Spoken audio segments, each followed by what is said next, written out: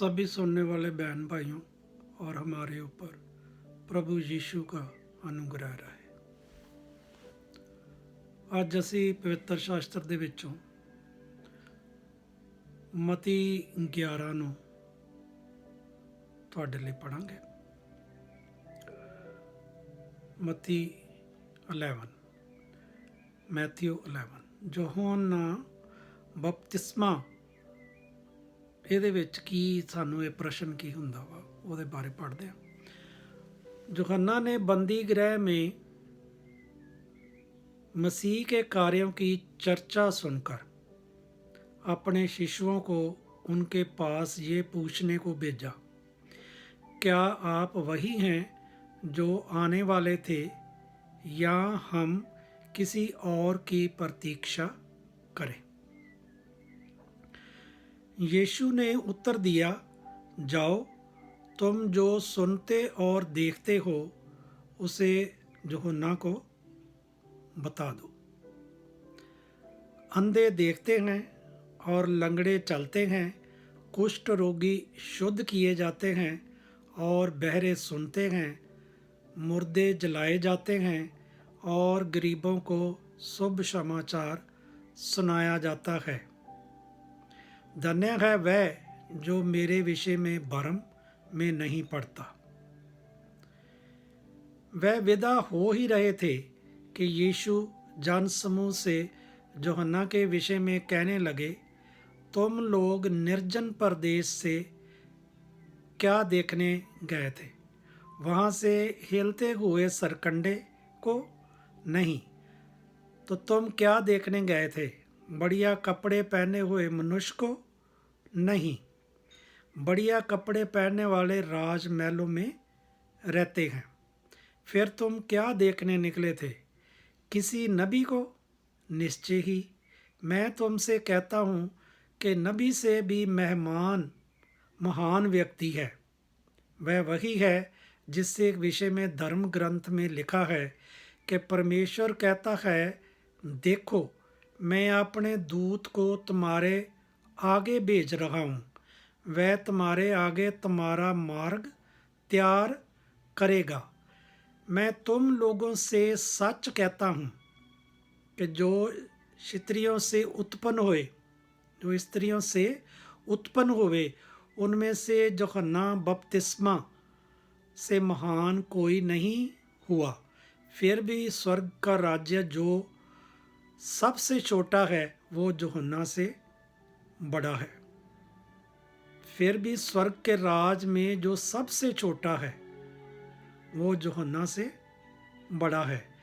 यूहन्ना बपतिस्मा देने वाला के समय में आज तक स्वर्ग राज्य में बलपूर्वक प्रवेश हो रहा है और बल प्रयोग करने वाले उस पर अधिकार कर रहे हैं, क्योंकि सब नबी और व्यवस्था ग्रंथ जोहन के समय तक नबूवत करते रहे। यदि तुम मानना चाहो तो मेरी बात मान लो कि यूहन्ना वही एलिया है जो आने वाले थे। जिसने कान हो वो सुन ले। मैं इस पीढ़ी की तुलना किससे करूं? वह बाजार में बैठे हुए बालकों के सदृश हैं जो अपने साथियों को पुकार कर कहते हैं, हमने तुम्हारे लिए बांसुरी बजाई पर तुम नहीं नाचे, हमने विलाप किया किंतु तुमने छाती नहीं पीटी। क्योंकि यूहन्ना आए और वे साधारण मनुष्य के समान खाते पीते नहीं थे और लोग कहते थे कि उनमें भूत है। मानव पुत्र आया, वह साधारण मनुष्य के समान खाता पीता है और लोग कहते हैं, देखो, ये आदमी पेटू और पियक्कड़ है, चुंगी अधिकारियों और पापियों का मित्र है। किंतु परमेश्वर की प्रतिज्ञा अपने कर्मों से प्रमाणित होती है। अविश्वासी नगरों को धिक्कार। तब यीशु उन नगरों को धिक्कारने लगे जिनमें से उन्हें सामर्थ के बहुत कार्य किए थे, किंतु उनके निवासियों ने जे सामर्थ के कार्य देखकर भी पश्चाताप नहीं किया था। यीशु ने कहा, धिक्कार तुझे खुराजन, धिक्कार तुझे बैतसैदा, जो सामर्थ के कार्यों तुम में किए गए हैं, यदि वे सोर और सदोम में किए गए होते तो उन्होंने ना जाने कब के टाट ओढ़कर और भस्म रस रमा कर पश्चाताप कर लिया होता। इसलिए मैं तुमसे कहता हूँ, न्याय के दिन तेरी दशा की अपेक्षा सौर और संदोप की दशा कहीं अधिक सैन्य होगी। और तू कफरनहूम, क्या तू आकाश तक ऊंचा उठाया जाएगा? नहीं, तू अधोलोक में नीचे गिरा दिया जाएगा। क्योंकि जो सामर्थ के कार्य तुझ में किए गए हैं, यदि वह सदोम में किए गए होते तो वो आज तक बना रहता। इसलिए मैं तुझसे कहता हूँ, न्याय के दिन तेरी दशा की अपेक्षा सदोम की दशा कहीं अधिक सैन्य होगी। निर्दोष हृदय की प्रशंसा। उस समय यीशु ने कहा, पिता, स्वर्ग और पृथ्वी के प्रभु, मैं तेरी स्तुति करता हूँ, क्योंकि तूने इन सब बातों को ज्ञानियों और बुद्धिमानों से गुप्त रखा, किंतु बच्चों पर प्रगट किया। हाँ पिता, यही तुझे अच्छा लगा। प्रेम पूर्व निमंत्रण। मेरे पिता ने मुझे सब कुछ सौंपा है। पुत्र को कोई नहीं जानता, पर केवल पिता, और ना कोई पिता को जानता है, पर केवल पुत्र और वह जिस पर पुत्र उसे प्रगट करना चाहे। हे सब थके मांदे और बोझ से दबे हुए लोगों, मेरे पास आओ, मैं तुम्हें विश्राम दूंगा। मेरा जुआ अपने ऊपर ले लो और मुझसे सीखो, क्योंकि मैं स्वभाव से नरम और विनती हूँ। इस तरह तुम अपनी आत्मा में शांति पाओगे, क्योंकि मेरा जुआ सहज है और मेरा बोझ हल्का है। ਇਹ ਸਾਰੀ ਅੱਜ ਮਤੀ 11 ਦਾ ਅਸੀਂ ਪੜ੍ਹਿਆ ਤੇ ਵਿਸ਼ਲੇਸ਼ਣ ਕਰਕੇ ਕਿਸ ਰਿਜ਼ਲਟ ਤੇ ਅਸੀਂ ਸਾਰਾ ਪਹੁੰਚਦੇ ਹਾਂ ਕਿ ਪਰਮਾਤਮਾ ਨੇ ਸਾਨੂੰ ਸਿਰਫ ਇਹ ਗੱਲ ਕਹੀ ਆ ਕਿ I am the truth, I am ਦੀ ਵੇ, ਕਿ ਮੈਂ ਇੱਕ ਸੱਚਾਈ ਆ ਤੇ ਮੈਂ ਹੀ ਇੱਕ ਰਸਤਾ ਵਾਂ। ਸਾਨੂੰ ਕੀ ਕਰਨਾ ਚਾਹੀਦਾ?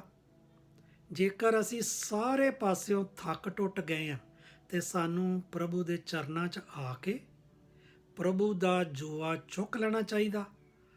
ਤੇ ਇਹਦਾ ਮਤਲਬ ਕੀ ਸਾਨੂੰ ਜੂਆ ਚੁੱਕ ਲੈਣ ਦਾ?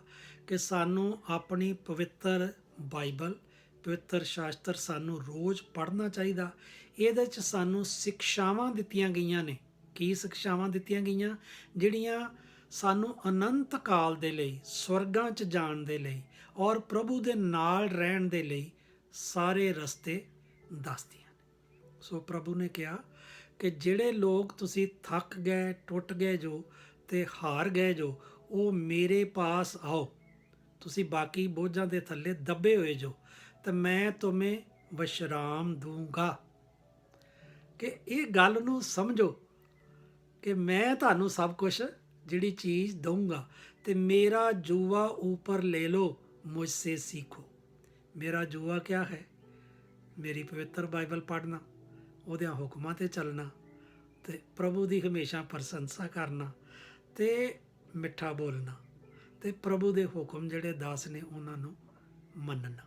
ਅਤੇ ਮਨ ਜਿਹੜਾ ਸਿਰਫ ਆਪਣੇ ਬਾਰੇ ਸੋਚੋ, ਕਿਸੇ ਦੀ ਕੋਈ ਗੱਲ ਪਰਾਏ ਦੀ ਨਾ ਕਰੋ, ਕਿਉਂਕਿ ਉਹ ਗੌਸਪ ਜਿਹੜੀ ਆ ਉਹ ਸਿਨ ਹੁੰਦਾ।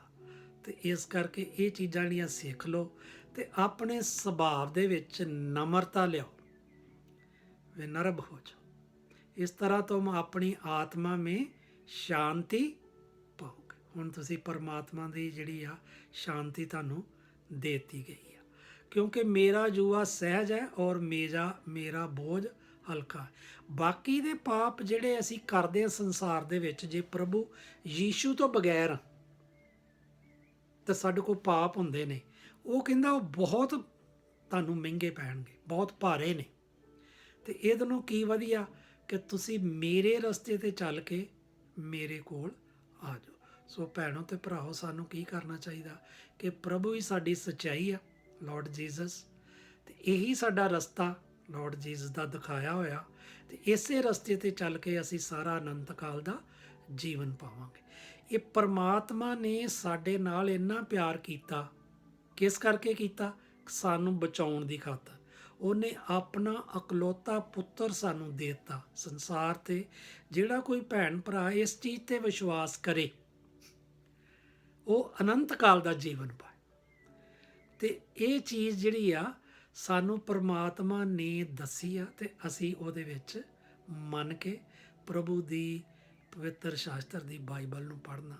ਇਹ ਪਵਿੱਤਰ ਸ਼ਾਸਤਰ ਜਿਹੜਾ ਇਹ ਬਾਈਬਲ ਬਣਿਆ ਨਾ, ਉਹਦੇ ਬਾਰੇ ਮੈਂ ਤੁਹਾਨੂੰ ਛੋਟੀ ਜਿਹੀ ਇੱਕ ਨੌਲੇਜ ਦੇ ਦਿੰਦਾ। ਇਹ 1500 ਸਾਲ ਲੱਗੇ ਇਸ ਬਾਈਬਲ ਦੇ ਜਿੰਨੇ ਵੀ ਆ ਪੰਨੇ ਲਿਖੇ ਗਏ ਤੇ ਇਕੱਠੇ ਕੀਤੇ ਗਏ। ਫਿਰ ਸਾਡੇ ਕੋਲ ਜਾ ਕੇ ਹੁਣ ਇਹ ਸੰਪੂਰਨ ਰੂਪ ਵਿੱਚ ਬਾਈਬਲ ਮਿਲੀ। ਬਹੁਤ ਸਾਰੀਆਂ ਲਿਪੀਆਂ ਐਸੀਆਂ ਨੇ ਜਿਹੜੀਆਂ ਇਹਦੇ ਵਿੱਚ ਐਡ ਨਹੀਂ ਕੀਤੀਆਂ ਤੇ ਹੋਰ ਪਈਆਂ ਨੇ, ਮਗਰ ਉਹਨਾਂ ਨੇ ਇਹ ਨਿਸ਼ਚੈ ਕੀਤਾ ਕਿ ਇਹ ਸਭ ਤੋਂ ਬੈਸਟ ਨੇ, ਤੇ ਉਹਨਾਂ ਦਾ ਇਹਨਾਂ ਨੇ ਇਕੱਠ ਕਰਕੇ ਦੇਤਾ। ਇਹ 40 ਲੇਖਕਾਂ ਨੇ ਲਿਖੀ ਆ, ਤੇ ਉਹ ਲੇਖਕ ਜਿਹੜੇ ਨੇ ਪ੍ਰਭੂ ਯੀਸ਼ੂ ਦੀ ਜੀਵਨੀ ਦੇ ਨਾਲ ਸੰਬੰਧਿਤ ਸੀ, ਉਹ ਨੇ, ਤੇ ਉਹ ਵੀ ਨੇ ਜਿਹੜੇ ਪ੍ਰਭੂ ਨੂੰ ਜਾਣਦੇ ਨੇ, ਉਹਦੇ ਚੇਲੇ ਨੇ। ਸੋ ਇਸ ਕਰਕੇ ਇਹਨਾਂ ਦੇ ਬਾਰੇ ਸੋਚੋ। ਤੇ ਇਹਦੇ ਵਿੱਚ ਸਾਨੂੰ ਕੀ ਕੀਤਾ ਪ੍ਰਭੂ ਨੇ? ਸਾਡੇ ਨਾਲ 8810 ਪ੍ਰੋਮਿਸਿਸ ਕੀਤੇ ਨੇ, ਤੇ ਜਿਹੜੇ 7750 ਪ੍ਰੋਮਿਸਿਸ ਹਿਊਮਨ ਬੀਇੰਗ ਦੇ ਨਾਲ ਕੀਤੇ ਨੇ। ਤਾਂ ਉਹਨਾਂ ਨੇ ਵਿੱਚ ਇੱਕ ਗੱਲ ਜ਼ਰੂਰ ਕਹੀ ਆ ਕਿ ਮੇਰੇ ਵਾਅਦੇ ਕਦੀ ਨਹੀਂ ਟਲਣਗੇ। ਆਕਾਸ਼ ਔਰ ਧਰਤੀ ਟਲ ਸਕਦੇ ਨੇ, ਪਰ ਮੇਰਾ ਵਾਅਦਾ ਕੀਤਾ ਹੋਇਆ ਨਹੀਂ ਟਲ ਸਕਦਾ। ਇਸ ਕਰਕੇ ਭੈਣ ਭਰਾ, ਸਾਨੂੰ ਆਪਣੇ ਇਸ ਲੈਕਚਰ ਤੋਂ, ਇਸ ਸਰਮਨ ਤੋਂ ਆਪਣਾ ਵਿਸ਼ਵਾਸ ਵਧਾਉਣਾ ਚਾਹੀਦਾ ਤੇ ਪਵਿੱਤਰ ਸ਼ਾਸਤਰ ਨੂੰ ਪੜ੍ਹਨਾ ਚਾਹੀਦਾ। ਸੋ ਇਹ ਚੀਜ਼ਾਂ ਨੇ ਸਾਰੀਆਂ ਸਾਨੂੰ ਕਿੱਥੋਂ ਮਿਲਦੀਆਂ? ਪਵਿੱਤਰ ਸ਼ਾਸਤਰ ਦੇ ਵਿੱਚੋਂ। ਸੋ ਮੈਂ ਹੁਣ ਸਾਰਿਆਂ ਭੈਣ ਭਰਾਵਾਂ ਦੇ ਲਈ ਪ੍ਰਾਰਥਨਾ ਕਰਦਾ। God, I have faith in you to guide my way all through this day, to keep me safe and secure, to provide for my every need even before I ask, to eliminate the darkness in my life, to show me the right and worthy way, determine my direction, illumine my mind, take away all negative thoughts and attitude, and replace them with love and positivity. Amen. In the name of the Father, Son and Holy Spirit. Amen. हे स्वर्गीय पिता, जैसे आपकी इच्छा स्वर्ग में पूरी होती हो, धरती पर भी हो। आपका राज आए, हमें दिन भर की रोटी दिया करे। आप ही हमारे जीवन की रोटी और बल हो। जैसे हम अपने अपराधियों को क्षमा करते हैं, आप भी हमारे अपराधों को क्षमा कीजिए। किसी परीक्षा में मत डालिए, सब बुराइयों से बचा के रखें। ये सारा जलाल और पराक्रम हमेशा हमेशा के लिए आपका है। In the name of the father, son and holy spirit. Amen. God bless you, my sister and brothers. God is peace with you. Thank you, thank you, thank you. Hallelujah, hallelujah. Praise thee.